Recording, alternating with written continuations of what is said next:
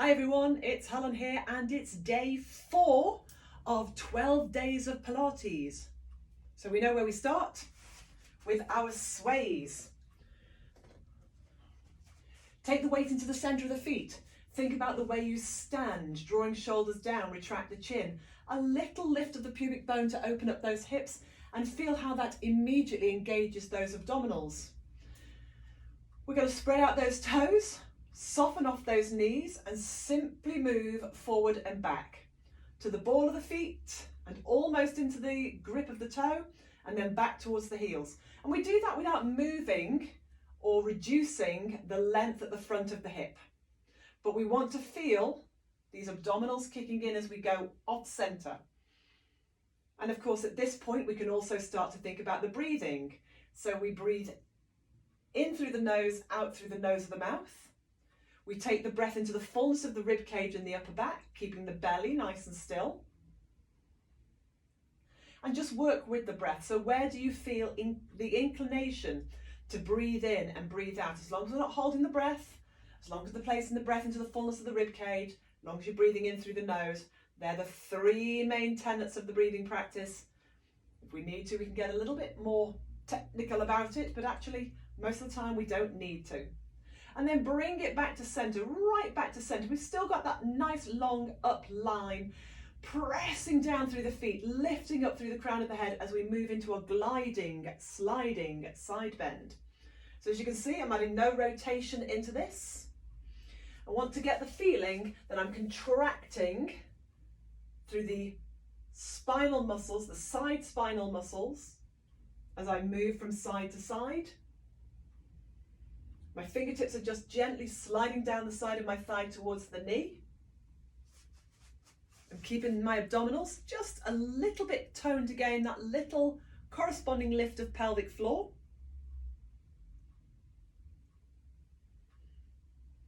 Sliding into the ribs, but keeping the weight through the feet perfectly still. And then back to center as we move into pedals. Take one arm up. Soften the opposite knee, make sure that knee, whenever it bends, tracks second and third toes.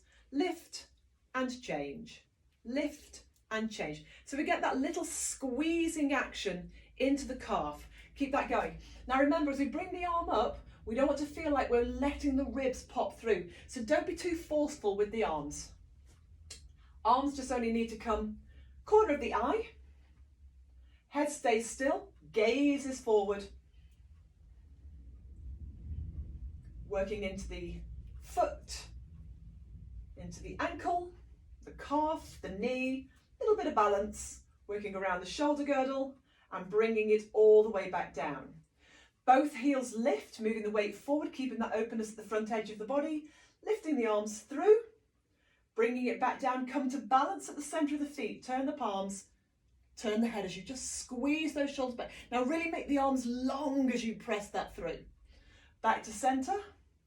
Breathe in, lift, heels touch down, balance is even, and we just turn the head the other way. So again, notice where the natural engagement of those abdominals occurs. It's quite easy also to let the shoulders slide up on this, so be careful. Shoulders draw down. You want to feel like you're pressing down as you glide your shoulder blades towards each other, rather than feeling like you're coming up into them. Just do this a couple more times. A little bit more work in balance, a little bit more work into those calves. And then bringing it back to center, and we move into those creases at the front edge of the hip.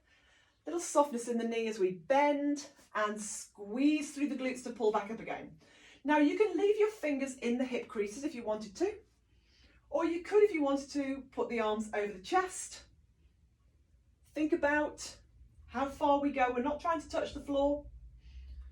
We're just trying to get that feeling of having to employ those muscles at the back edge of the body to lift us back up again. So as you bend forward, you're going to be lengthening out through those glutes, those buttock muscles, and we want to contract those, really work those to bring ourselves back up. Back at the next stage long, let's do one more of those. And you may again notice that those abdominals engage. and back up. Good, release the arms, give the shoulders a few rolls in each direction. You can shake out those legs, give the feet a bit of a breather. Okay, and then let's move into our squats. So again, we track the knees, the second and third toes. We've been through this a couple of times already, so I'm hoping that it's started to become a bit more familiar. We start with that little tiny hip hinge, just that we did a moment ago. Don't go so far, just a little slight press back through the glutes, and then bend those knees, tracking knees, second and third toes, keeping the spine long. Watch out for the tension in the neck. The eye line is neutral as we keep that neck long. So your eye line will travel down the wall, and then you're going to squeeze it back up again. So really use all of those lower body muscles to drive back up. So as always, as if I was going to make a decision to sit down, but then change my mind. And I'm really using my glutes, our power muscles, our lower body power muscles. Keep that slight corset in place and bring it all the way back up this time. Good. And go straight into your tandem stance. So remember, it's that standing on a tightrope thing with the heel directly behind the toe directly behind the heel. If you need a little bit more space, you can just go heel in line with big toe, but try not to let your feet skew out. Okay, so recognize whether you're having a wobbly day or a stable day. They come and go, don't they? Inner thighs draw together. Try and transfer a little bit of weight to both the feet, so you're not just sitting all your weight into the back leg. Lift the pubic bone a little, so we elongate that spine again, and we're not just leaning. So we open up through the front hips, we squeeze the inner thighs, we wrap around those glutes, and maybe that's your balance for today. And if it is, then just stay there and work on that. Remember, counter surface touch if you feel you need it. Otherwise, the arms come forward, shoulders down, forward leg, same arm. So the arm comes down, the ribs rotate, the opposite arm stays reaching forward. You look towards the hand behind you, try not to fall over, and then bring it back down and back again. The movement of the head and the eyes is a really, really big challenge. So again, arm comes down, ribs roll back, opposite side of the rib cage gently reaches forward. Good. So you'll be working all of those muscles around the feet, around the ankles, into the calves, up through the knees, working up through to the hips. Let's just do one more.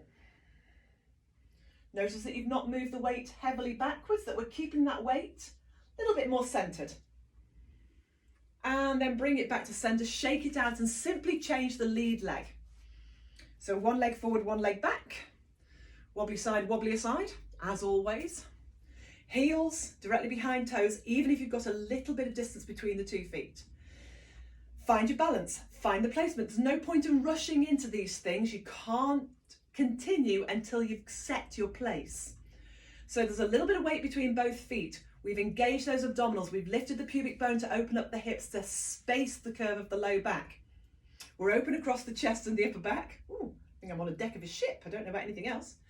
Okay, and there's a little bit of weight to the front foot as well. We've not just simply lumped everything into the back foot. If you need to be here, stay here. Otherwise, arms are forward, forward leg, same arm. We take the arm down, we let the ribs rotate, we keep the hips square, and then we bring it back again. Keep that slightly tightened corset around the hips and the lower abdominal area. Keep that breath moving into the fullness of the rib cage. Remember, we're keeping the breath placed into the side and the back of the ribs. Let's do one more.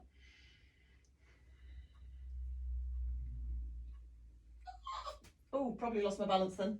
And then back to center. Ooh, and shake it out.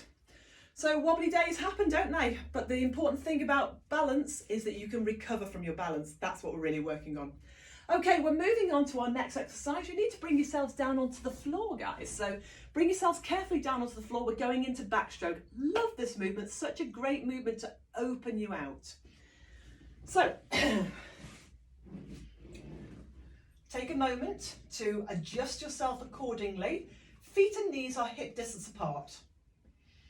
I like to establish the curve of my back by just doing a little bit of an imprint and then pressing my pubic bone forward. Now, I'm not diving my pubic bone down, because actually what that tends to do for a lot of people is just simply drag their ribs. So press the pubic bone forward, and what we've done here is we've re-established the spaces at the front edge of the body. So we've got distance between breastbone and pubic bone, distance between ribs and hips. And pressing the pubic bone forward just lightens the natural curve of the low back. And remember, that might change every day as well, so don't be too prescriptive about that.